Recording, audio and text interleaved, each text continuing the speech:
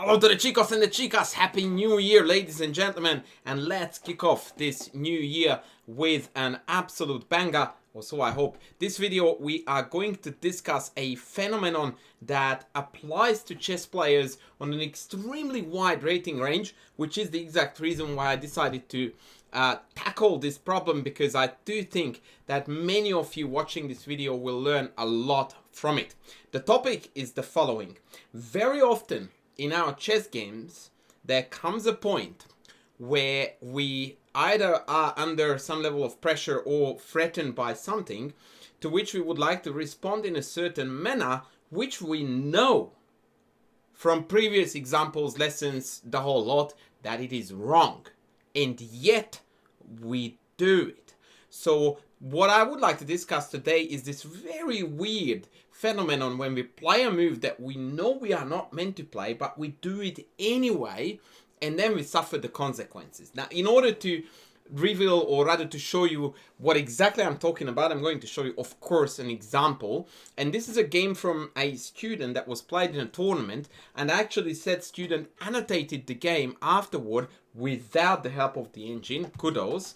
And so we have got some first-hand information about how certain decisions were made, and so we can now completely see the anatomy of how a bad move is made when we know that it's bad. So here we go. E4, E6. Oopsies. That was a sidetrack there. Never you mind.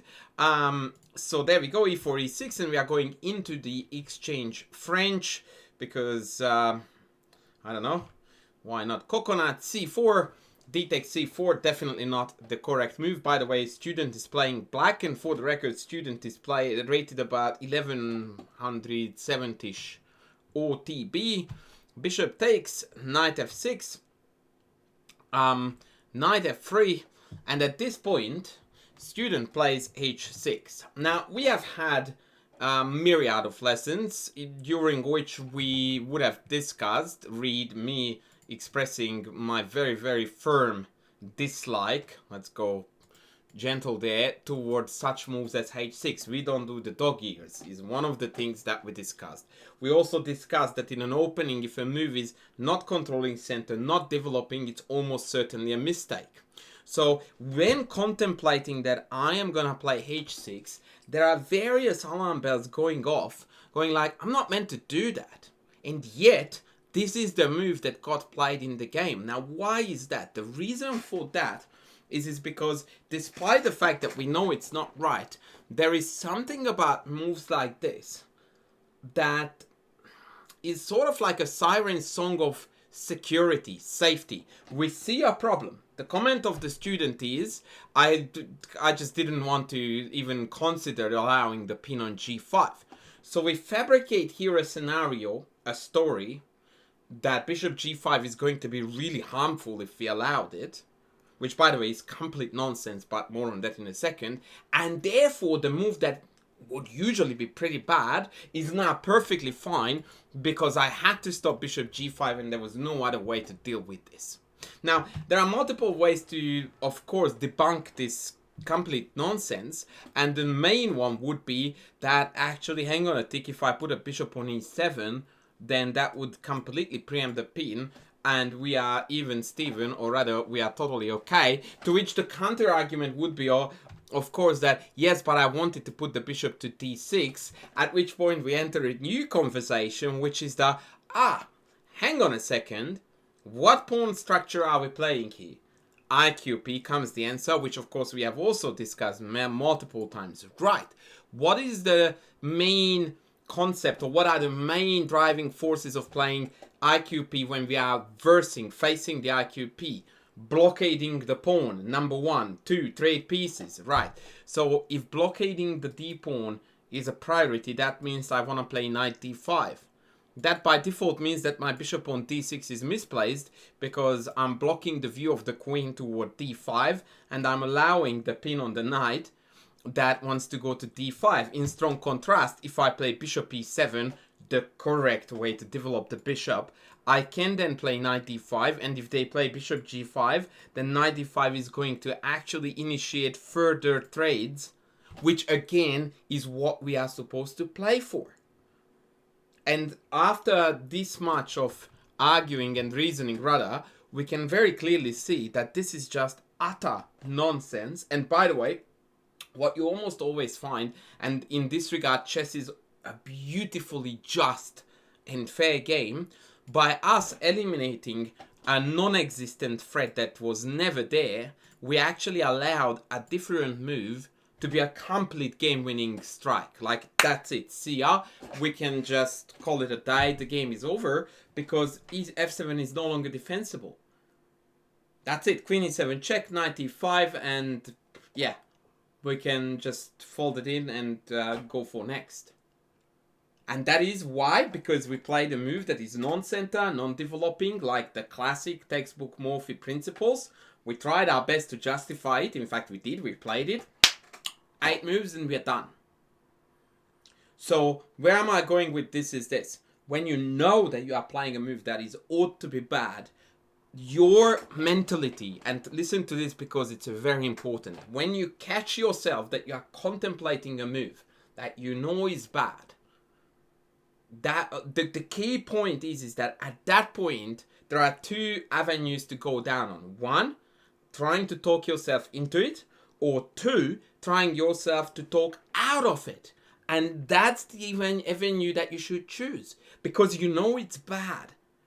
So if your first inclination is that it's bad, then it almost is illogical to then try to go out of your way to talk yourself into something that is incorrect. It's seemingly a heap easier, if you have got an inkling that it's bad, to justify how it's bad, which is what I did. But generally speaking, this is where the mistake is made. If I really want to play Sherlock Holmes and trace down that if I want to point at, that's where it breaks down. It's that point inside here. Because I guarantee you that student knew that h6 was, when he even says h6, I'm ready to go like, mate, what's that for? And I'm not doing that because I enjoy that. It's because the movie is bad. They know that too. So now they already know that, oh boy, I'm playing something real bad. But they still go out of their way to try to prove it right. Don't do that. Try to prove it wrong. Because it's wrong. And on the extremely unlikely even that you can't prove it wrong, that's a far better way to justify it than actually disproving is what it is then trying to, you know, force yourself into, yeah, I need to play that. Total nonsense. And that way, you can avoid tragic mistakes like h6, which once again looks bad, is bad, losing on the spot to queen b3, and was perfectly unnecessary. Right? So, there you go. By the way, quite ironically, the engine does like bishop d6 here, which is quite weird to me. In the sense that I feel much more comfortable with putting the bishop on e7 and then going for this stock standard bishop e7, knight d7, knight b6, knight d5, pawn c6, bishop e6, rock solid formation. But yeah, and bishop b4 check is also very logical with an instant castles, but h6 is just like, nah. Right, now, remember, I told you this was 1170. Let me show you what it looks like on a 1900 online Lichess Rapid, which I would say translates to a lot more than 1100 OTB. I would say that someone who is on Lichess 1900 Rapid should be at least 1300, 1400 OTB. This is the position on the board, student playing the white pieces. The last move by black was queen recaptures on e7, a bishop. There was a bishop trade on e7. Asked to move. Now, if you ask me as an international master, what's my first candidate move as I look at the board, within 5-second stops, I would tell you it's either rook e1 or knight e4. Why? Because rook e1 creates the threat of knight takes, pawn takes, bishop takes. So it creates a pin, it develops a piece that hasn't been developed. Alternatively, knight e4 centralizes a piece which already is good enough an explanation as to why I want to do that, but it happens to clamp down on the c5 square, which is an outpost in front of a backward pawn, yada yada yada, either or. You already guessed what move was played in the game, a3. Now, this is far smaller of a mistake than it was played in the previous game, in the sense that it doesn't have the repercussions the previous one did, where queen b3 was just like straight away, see ya, the game is over. Here the game does go on, but we played an utterly wasteful move. And when he said to me that he played a3, I immediately went like, oh man.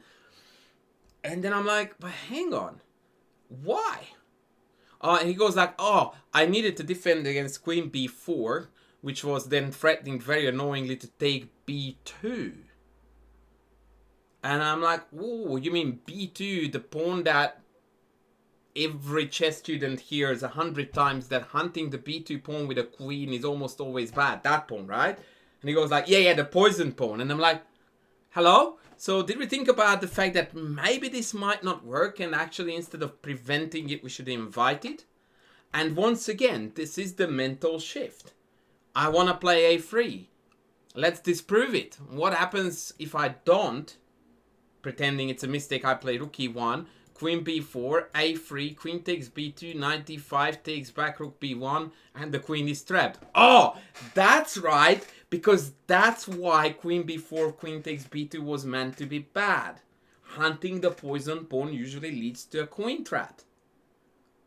But if we go like, oh, queen b4 is threatened, I must stop it, and that's all the thinking we do, and we try to prove it, in this case, by the way, by conducting zero calculation, zero analysis, nothing, just, ooh, it looks bad, let's stop it, it's not gonna turn around.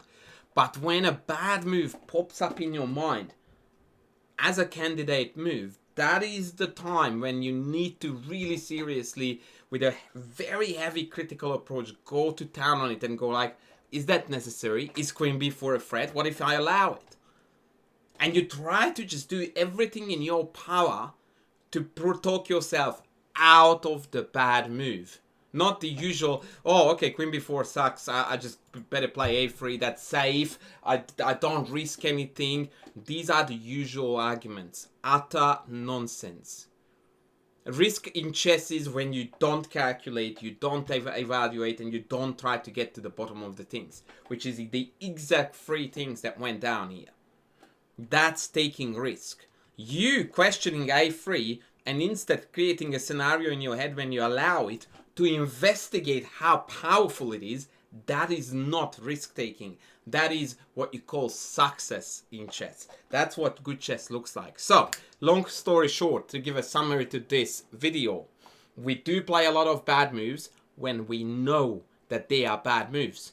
We fabricate stories, we fabricate reasons to justify the bad move so that we can play them because we want to play that particular move.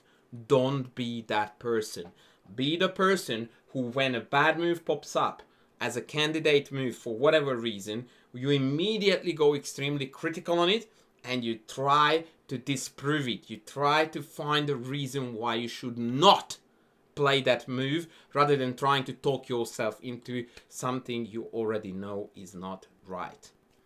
That was it for today, ladies and gentlemen. Once again, Happy New Year to all of you. Enjoy your chess this year as well. I am going to be helping you along the way as long as you are watching my videos. On that note, please do not forget to leave a comment. Please don't forget to sub, to like, and to super thank me if you can. And I'm going to see you in the next video soon.